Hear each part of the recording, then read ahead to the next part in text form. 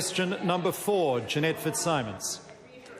Mr Speaker, my question is to the Minister of State-Owned Enterprises and asks, does the Minister have confidence in the board of Genesis Energy? The Honourable Gerry Brownelee. On behalf of the Minister for State-Owned Enterprises, yes. Jeanette Fitzsimons. How can the Minister have confidence in the board of Genesis when it told the Rodney District Council that it has, quote, sufficient gas arrangements to operate the proposed Rodney power station, but told the Electricity Commission that it does not have, quote, access to a sufficient secure forward quantity of gas for it? The Honourable Gerry Brownelee.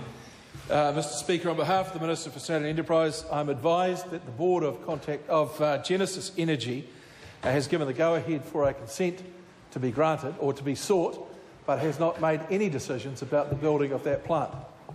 Jeanette Fitzsimons.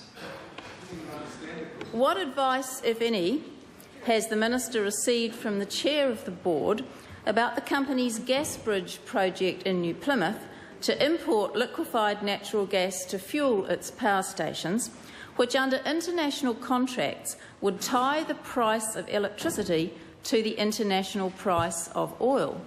The Honourable Gerry Brownelee. Mr Speaker, on behalf of the Minister for State-Owned Enterprises, I'm unable to answer that. But what I do know is that New Zealand is a very prospective country. There are lots of opportunities for new gas finds, and this government is encouraging people to go and make those finds. Jeanette Fitzsimons. How can the Minister, then, have confidence in the Board of Genesis when it proposes to build the Rodney gas-fired power plant and the Gasbridge LNG facility that together will tie power prices for Kiwi households and businesses to the rising international price of oil under the contracts that govern LNG trade? The Honourable Gerry Brownelee. Mr Speaker, on behalf of the Minister for State-Owned Enterprises, I'm advised that neither of those decisions have been made. Jeanette Fitzsimons.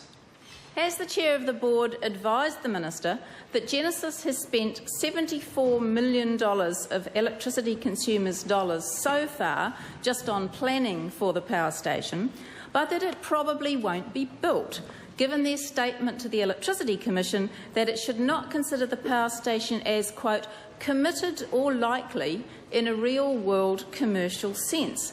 And does he think that this is prudent spending? The Honourable Gerry Brownelee. Mr Speaker, I'm unable to answer that on behalf of the Minister because I don't know what conversations the Minister's had with the Chair of Genesis Energy. But what I do know is that if it weren't for Genesis Energy, the lights would have gone out in this country last year. It was Genesis Energy's E3P gas plant at Huntly that kept the lights on. Jeanette Fitzsimons.